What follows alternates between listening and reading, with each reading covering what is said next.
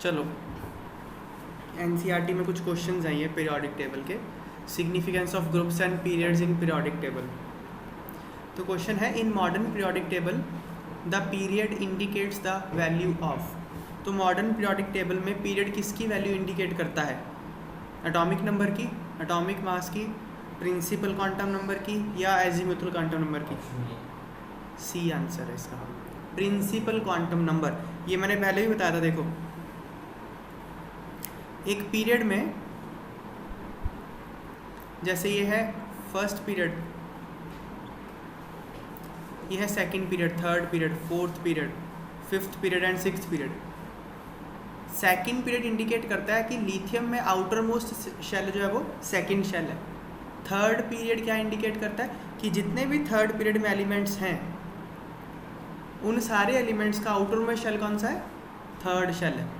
Sixth period में जितने भी एलिमेंट्स हैं ये सारे, इन सब का आउटर मोस्ट शेल कौन सा होगा? Sixth shell. Outer most shell मतलब प्रिंसिपल क्वांटम नंबर 6 है इसका, लास्ट का। शेल का नंबर किससे डिनोट करते हैं? प्रिंसिपल क्वांटम नंबर से, है ना? N6 है, हाँ। KLMNO ये शेल होते हैं ना, के शेल, शेल। इनके लिए n की वैल्यू क्या होती है? 1 2 3 4 5। तो मतलब क्या, जितने भी सिक्स्थ पीरियड में एलिमेंट है उनमें लास्ट इलेक्ट्रॉन n = 6 में जाएगा। ये बात बहुत बार डिस्कस कर चुके हैं, समझ में आ गई ना? तो पीरियड क्या बोलता है? आउटर मोस्ट शेल का प्रिंसिपल क्वांटम नंबर पीरियड होता है। ठीक है ना बातें? तो इस क्वेश्चन का आंसर क्या आ जाएगा?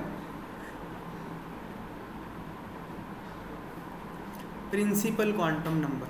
ठीक है,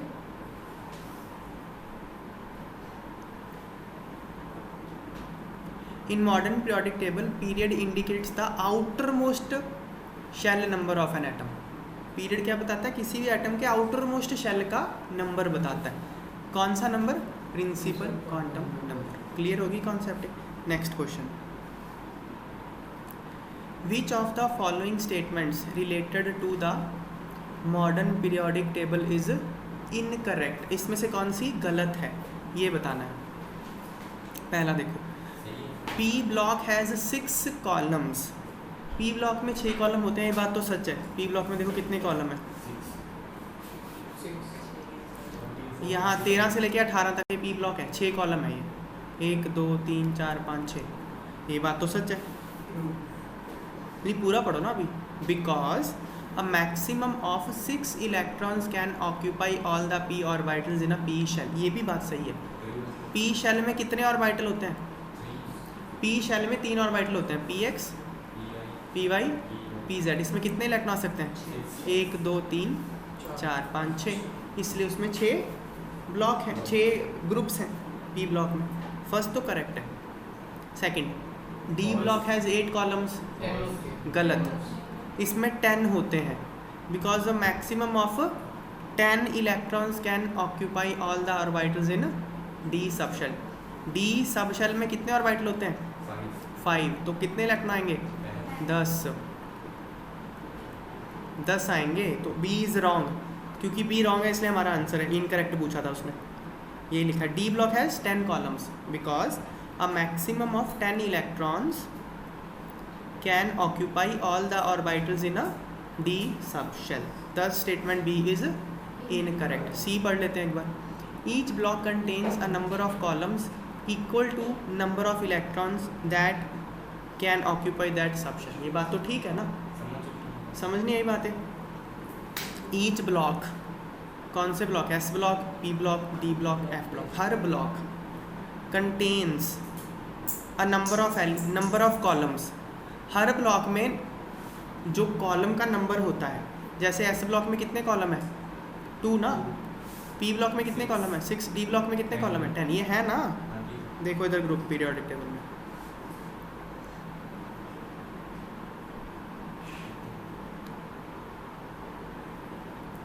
एस ब्लॉक में 2 कॉलम है, डी ब्लॉक में 10 कॉलम है, पी ब्लॉक में 6 कॉलम है, और एफ ब्लॉक में 14। एफ में ना ये मत काउंट किया करो, लेंथेनम और एक्टिनम डी ब्लॉक के एलिमेंट्स हैं। सीरियम से शुरू होता है ये, ठीक है ना? तो ये बात बोल रहा है। वो स्टेटमेंट फिर से पढ़ते हैं। Each block contains a number of columns, her block में जो कॉलम का नंबर है इक्वल है किसके equal, number of electrons that can occupy that subshell. एक सबशेल में कितने इलेक्ट्रॉन आ सकते हैं उतने ही कॉलम होंगे उस ब्लॉक में, ये पूछ रहा है। देखो एस सबशेल में कितने इलेक्ट्रॉन आ सकते हैं 2, तो इसलिए 2 कॉलम है। पी सबशेल में कितने इलेक्ट्रॉन आ सकते हैं 6, इसलिए 6 कॉलम है पी में।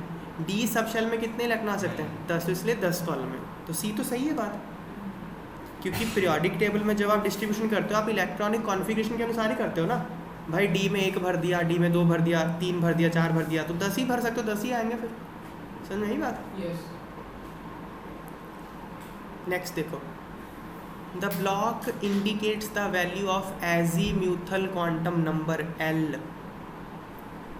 जो SPDF है ये सबशेल है ना, सबशेल का जो क्वांटम नंबर है वो एजीम्यूथल क्वांटम नंबर ही होता है ना, या भूल गए ये सब? SPDF 0 1 2 3।